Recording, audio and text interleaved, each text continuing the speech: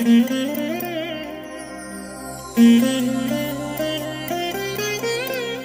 దినం పరము నుండి దిగివచ్చు మాట. ఇది నీ జీవితానికి వెలుగుల బాట. నీ ఒడిలో ఉంచబడిన దీవెనల మూట, అద్భుతాల ఆనంద ఊట. జూన్ 28. సంవత్సరమంతా మీరు బైబిల్ చదివి ముగించడానికి ఈరోజు మీరు చదవలసిన లేఖన భాగము ఉదయం యోబు గ్రంథము 11, 12 మరియు 13 అధ్యాయములు. సాయంత్రం అపోస్తలుల కార్యములు 9వ అధ్యాయము 1 నుండి 21వ వచనం వరకు. ప్రియమైన దేవుని బిడ్డలారా, ఈ ఉదయకాల సమయంలో ప్రభు మీకు తోడైనగాక. ఎలా ఉన్నారు?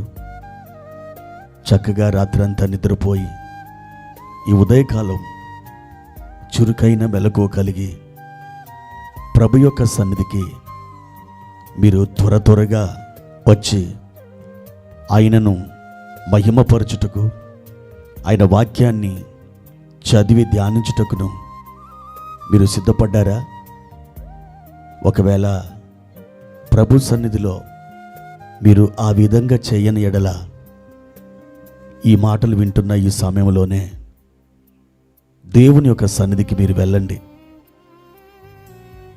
ఒక మనుష్యుడు మరొక అధికారిని కలుసుకోవడానికి ఏ విధంగా ఆయత్తపడతాడో మనం అంతకంటే ఎక్కువగా ప్రభువుని కలుసుకోవడానికి ఆయత్తపడాలి.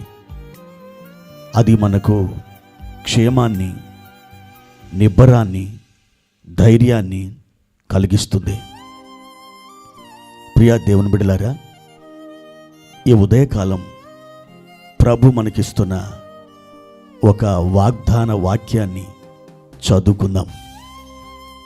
20వ కీర్తన 1వ వచనం.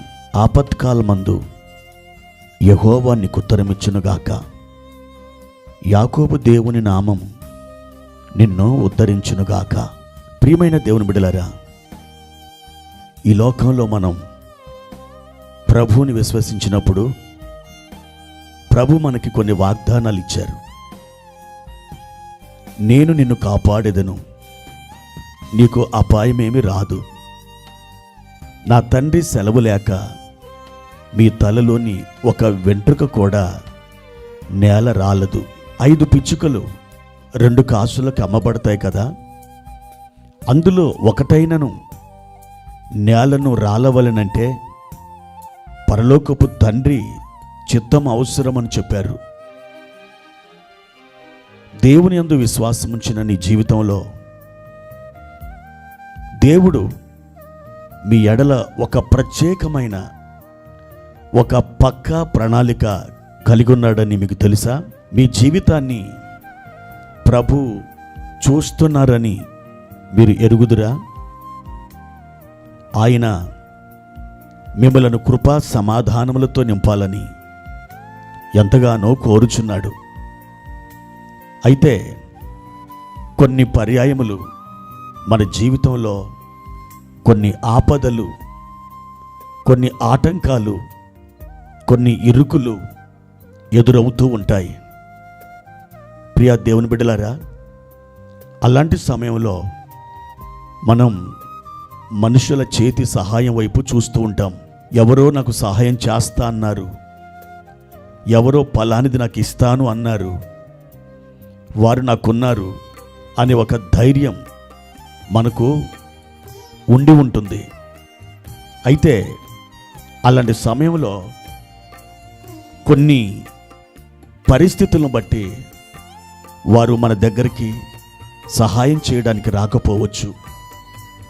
ఎంతగానో నిరీక్షించి ఆశపడ్డ మనం ఒక్కసారిగా బెంబేలెత్తిపోతాం.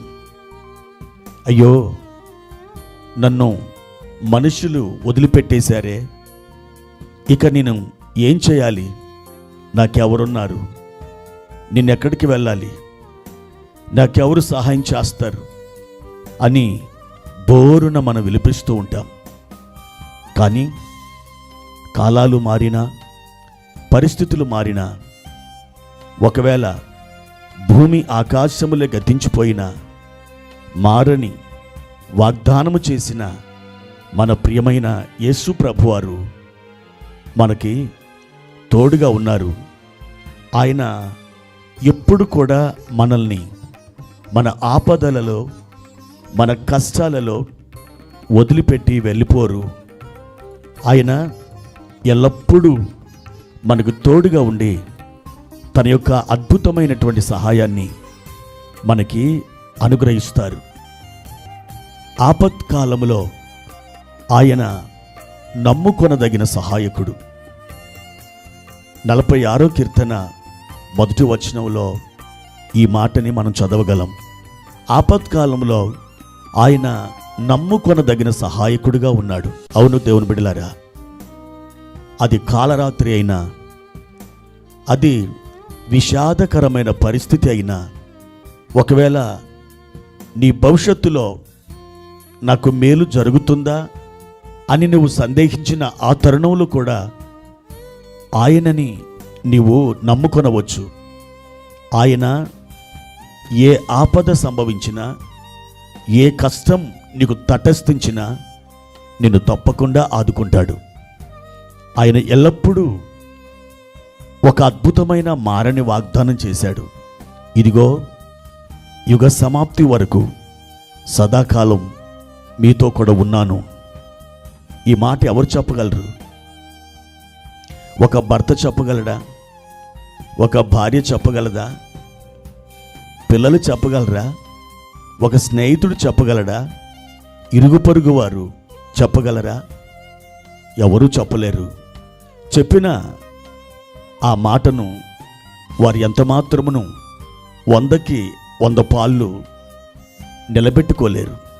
కానీ ఒకే ఒక దేవుడు, ఒకే ఒక ఆదరణకర్త నీ జీవితాన్ని ఆదరించడానికి, నిన్ను ప్రేమించిన నీ ప్రియమైన ప్రభు తప్పకుండా తన మాటను నిలబెట్టుకుంటాడు. ఆ మాటని మీ ఎడల నెరవేర్చుకుంటాడు. అవును, యాకోబు రాత్రంతా కూడా యబ్బోకు రేవు దగ్గర ఏడుస్తున్నప్పుడు కన్నీరు విడిచి దేవునిని బతిమాలుకుంటున్నప్పుడు ఆ రాత్రి దేవుడు ఒక నరుడుగా యాకోబు దగ్గరకు దిగివచ్చాడు. అది యాకోబుకు తెలుసు, నాతో ఇప్పుడు పెనుగలాడుచున్నది నా ప్రభువే, నా దేవుడే అని యాకోబుకు అర్థమైంది. అందుకే ఆ తెల్లవారుజామున నీవు నన్ను ఆశీర్వదించేంత వరకు నిన్ను వదిలిపెట్టనని అతడు దేవుని నుండి అద్భుతమైన పరసంబంధమైన ఆశీర్వాదాన్ని కోరుకున్నాడు. ఆ విధంగా ఆ రాత్రి అతనికి ఒక నిరీక్షణ సహితమైన వెలుగుగా మారింది. ప్రియ దేవుని బిడ్డ, నీ కుటుంబంలో, నీ జీవితంలో ఇలాంటి రాత్రులు ఎన్నో వచ్చి ఉండొచ్చు. నీవు ఏదో ఆలోచిస్తూ నాకు పలాని బంధువు ద్వారా ఒక అద్భుతమైనటువంటి సమాధానం, నాకు జవాబు వస్తుందని నువ్వు తలపోస్తూ ఉండొచ్చు. కానీ నువ్వు నిరాశను ఎదుర్కొనే పరిస్థితులు ఒకవేళ అక్కడ తారసపడితే నువ్వు తట్టుకోగలవా? నువ్వు దాన్ని భరించగలవా? అయితే మనుష్యులను నమ్ముకోవడం కంటే యెహోవాను ఆశ్రయించడం, ఆయన నమ్ముకోవడం ఎంతో మేలు. ఆయన మీదనే నీవు నిరీక్షణ పెట్టుకో, ఆయన మీదనే నువ్వు ఆనుకో, ఆయన తట్టే నువ్వు చూడు. తప్పకుండా నీకు మేలు జరుగుతుంది. మనుషులు నమ్మితే ఒకవేళ నీవు అవమానం పాలు కావచ్చు, నీవు దెబ్బతినొచ్చు. కానీ దేవుని నమ్మితే ఏనాడు కూడా నీవు దెబ్బతినవు, అవమానం పాలు కావు. తప్పకుండా ఒక చంటి బిడ్డని ఒక తల్లి లేక ఒక తండ్రి తమ భుజాల మీదకి ఎలా ఎత్తుకొని వారిని ఆదరిస్తారో, ఆనందింప చేస్తారో, దేవుడు కూడా నిన్ను అలా హత్తుకొని ఎత్తుకొని నిన్ను ఆనందింపచేస్తాడు. నీ కన్నులు కన్నీళ్లతో తడిచిపోయినాయా? ప్రియ దేవుని బిడ్డ, ఒక్కసారి ఆయన వైపు చూడు. దేవుడు నీకు సహాయం చేస్తాడు. నిన్ను ఆయన ఆదరించి ఓదారుస్తాడు. నీ అడుగులు తడబడకుండా గమ్యానికి చక్కగా ఆయన చేరుస్తాడు. ఈరోజు ఒక అద్భుతం నీ కొరకు దేవుడు తలపెట్టబోతున్నాడు. ఆ అద్భుతం నీ ఒడిలోనికి రావడానికి ఎంతో సమయం పట్టదు. నువ్వు నమ్మిన దేవుడు ఆపత్కాలములో నమ్ముకొనదగిన సహాయకుడు. ప్రార్థన. పరిశుద్ధుడా, ప్రేమ కలిగిన తండ్రి, మీ ఘనమైన నామానికి వందనాలు. ఈ ఉదయకాల సమయంలో మీరు మమ్మల్ని ఎంతగానో ప్రేమించి ఒక అద్భుతమైన వాగ్దానాన్ని మాకు అనుగ్రహించి ఆదరించి ఓదార్చినందుకు మీకు కృతజ్ఞతలు చెల్లించుకుంటున్నాము నాయన. నీవు ఎన్నడూ మమ్మను వదిలిపెట్టవు, మా చేయిని విడిచిపెట్టవు. మా తండ్రి, నిన్ను మా యజమానిగా, మా తండ్రిగా మేము అంగీకరించి నీ పాదాల యొద్ద నిరీక్షణతో కనిపెట్టుకొని ఆశతో ఎదురు చూస్తున్నాం. మీ హస్తమును చాపి మాకు సహాయము చేయండి. తప్పకుండా ఈ కార్యం నీవు జరిగించి మాకొక అద్భుతాన్ని చేయుదువని నమ్ముచు మా ప్రభువును ప్రియరక్షకుడైన యేసుక్రీస్తు నామమున ఈ ప్రార్థన వేడుకుంటున్నాము తండ్రి. ఆమెన్.